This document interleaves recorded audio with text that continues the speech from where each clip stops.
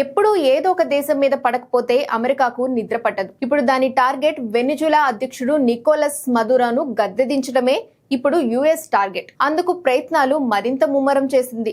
రానున్న కొద్ది రోజుల్లో కొత్త తరహా ఆపరేషన్లు నిర్వహించడానికి ప్రణాళికలు సిద్ధం చేస్తోంది. మదురోను గద్దెదించడమే లక్ష్యంగా వాషింగ్టన్ తన ప్రయత్నాలను తీవ్రం చేసిందని నలుగురు ఉన్నతాధికారులు రాయిటర్స్ వార్తా సంస్థకు తెలిపారు. వెనిజులాపై ఒత్తిడి పెంచుతూ కరేబియన్లో తన సైనిక ఉనికిని విస్తరించిందని వారు తెలిపారు. ఇది ఘర్షణలకు దారి తీసే అవకాశం ఉందని పేర్కొన్నారు. కొత్త వ్యూహంలోని మొదటి దశ ప్రకారం కోవర్ట్ ఆపరేషన్లు నిర్వహిస్తారు.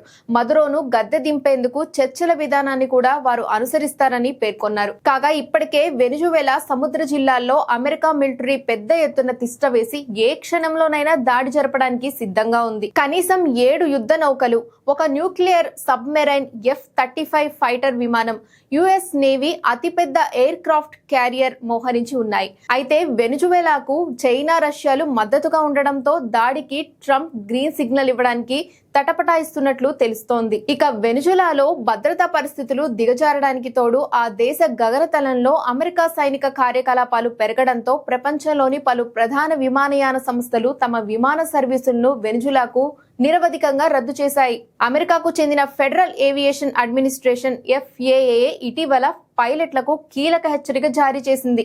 దేశంలో విమానాలు టేక్ ఆఫ్, ల్యాండింగ్ సమయంలో అలాగే అన్ని ఎత్తులలో విమానాలకు బెదిరింపులు ఎదురయ్యే అవకాశాలున్నాయని పేర్కొంది. ఇదంతా మదురోపై ఒత్తిడి పెంచడంలో భాగమనే అభిప్రాయాలు వ్యక్తమవుతున్నాయి. 2018 ఎన్నికల ఫలితాలను అమెరికా అంగీకరించకపోవడానికి తోడు ప్రతిపక్ష నేత జువాన్ గైడోకు మద్దతు ఇవ్వడంతో ఈ వివాదం మొదలైంది. మదురో ప్రభుత్వంపై మానవ హక్కుల ఉల్లంఘనలు, మాదక ద్రవ్యాల అక్రమ రవాణా ఆరోపణలు చేస్తూ అమెరికా ఆ దేశంలోని చమురు రంగంతో సహా పలు కీలక రంగాలపై భారీ ఆర్థికాంక్షలు విధించింది.